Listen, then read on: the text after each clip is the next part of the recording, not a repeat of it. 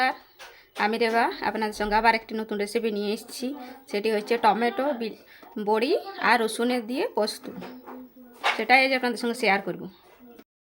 এখানে টমেটো, বড়ি, রসুন আর এখানে নিয়েছি পোস্ত বেটে নিয়েছি।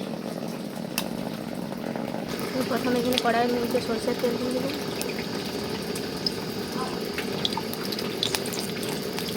প্রথমে বড়িগুলোকে ভেজে তুলে নেব।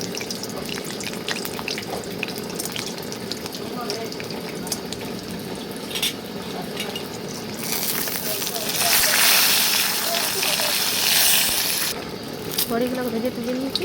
এবার এর মধ্যে দিয়ে দেবো রসুন।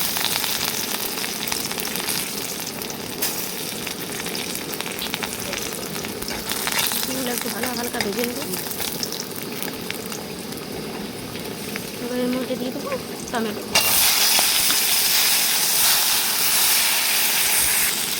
এবার এর মধ্যে দিয়ে দেবো একটু লবণ স্বাদ মতো দিয়ে ভালোভাবে এটা মিশিয়ে নেব। টমেটোটা ভালোভাবে ভাজা হয়ে গেছে। এর মধ্যে দিয়ে দেবো আমি পোস্ত বাটা। এটা দিয়ে একটু ভালোভাবে ফুটিয়ে নেব। এটা ভালোভাবে ফুটে গেছে। এবার আমি মধ্যে দিয়ে দেবো ভেজে রাখা বড়ি।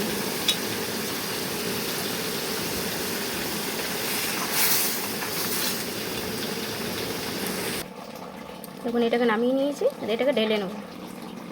এই দেখুন তৈরি হয়ে গেল টমেটো বড়ি আর রসুনের পোস্ত। এটা কিন্তু খেতে খুব সুন্দর। এবার বাড়িতে বানিয়ে খাবেন। অবশ্যই ভালো লাগলে একটা লাইক কমেন্ট শেয়ার করে যাবেন। এমনি নতুন নতুন রেসিপি পেতে গেলে পেজটিকে প্লিজ ফলো করবেন।